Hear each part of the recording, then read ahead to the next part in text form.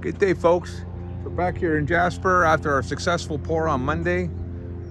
Just to wrap up, we poured 90 yards in 5 hours, so that's pretty good for 4 guys, And again, all these braces, they did their jobs. Say, why do you put so many braces? Because when you have 600 feet of foundation wall, you got about a half an hour to make sure it's level and straight. That's it. You don't have hours and hours and hours because you're pouring in lifts, at 4 feet or whatever you feel comfortable with. But you don't want to go around the house more than 3 or 4 times. I mean, that's kind of ridiculous, right? And then, of course, you'll get to vibrate it, so you do need a pair of guys for that.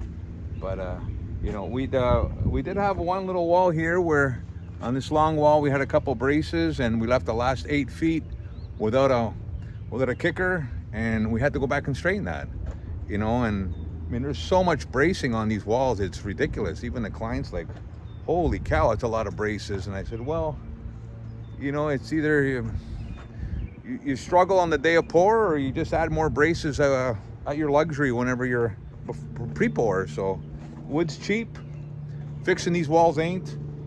That's our philosophy. I've always had that. I'm never gonna get rid of it. But once you give it a little bit of time to set up, and then it all comes together, right? And then it's going to be here for hundreds and hundreds of years, compared to your low-cost wood frame home that probably lasts 20 years before you got to knock it down without proper maintenance and termite treatment care.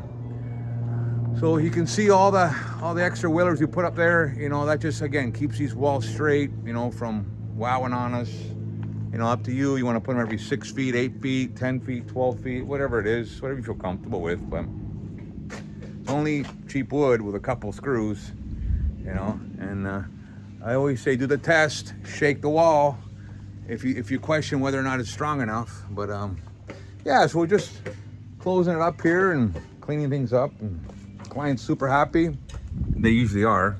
Haven't had a complaint yet in 21 years. So we leave the bracing up here because we're going to install our floor system, so it's a lot easier for the carpenters, especially when you got rebar there for the main floor ICF. So I just want to think ahead, and that's when you're working with ICF is what it's about. Is you're always thinking ahead to the next step, and it really creates really brings DIYers into the building department, right? So anyway, we'll see you on the next one.